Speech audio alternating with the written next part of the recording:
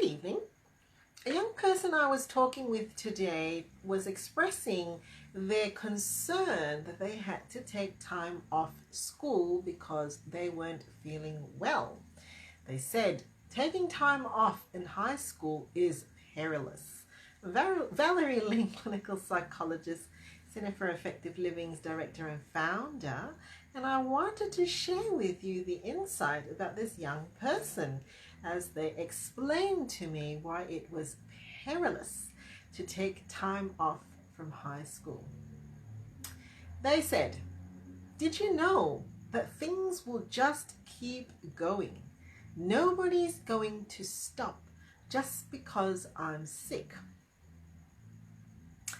Did you know that all the assignments and all the questions and information I'm missing out on today is very, very important, and there is no way that I can catch up?" And finally, did you know that a half mark difference in an assignment could really make the difference as to whether or not you were considered to be doing well or failing? Wow, I did not know that high school had become quite that perilous. But I think it raised an interesting observation that perfectionism, the fear of failing, has really amped up somehow for young people and high school students. And this is reflected really in the rise of anxiety and depression. I'm going to post an article underneath this vlog that I'm doing. It's a very interesting one for you to read about how the increase of perfectionism in young people has become quite a thing.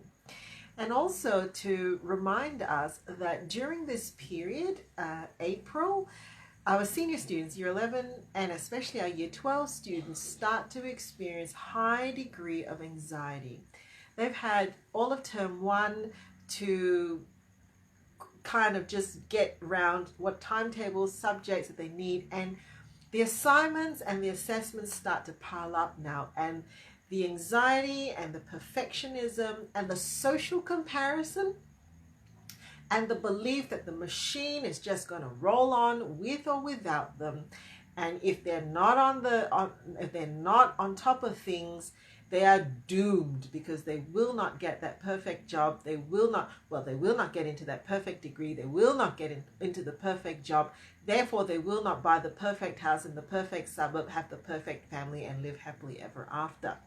So just be aware that if you are starting to find that the young person in your home is starting to express such significant and catastrophic thoughts linked to their anxiety, don't feel helpless. In some sense, this is kind of the epidemic of our time. Do come and get some help. School holidays is a great time if you've been noticing the anxiety kind of ramping up in your adolescent. It's a great time for them to actually come and seek help, particularly in these holidays before things become much more piled on and seem like the machine isn't going to stop for anybody. I'll just leave you with that thought, and I will post that article when I'm done. Catch you later.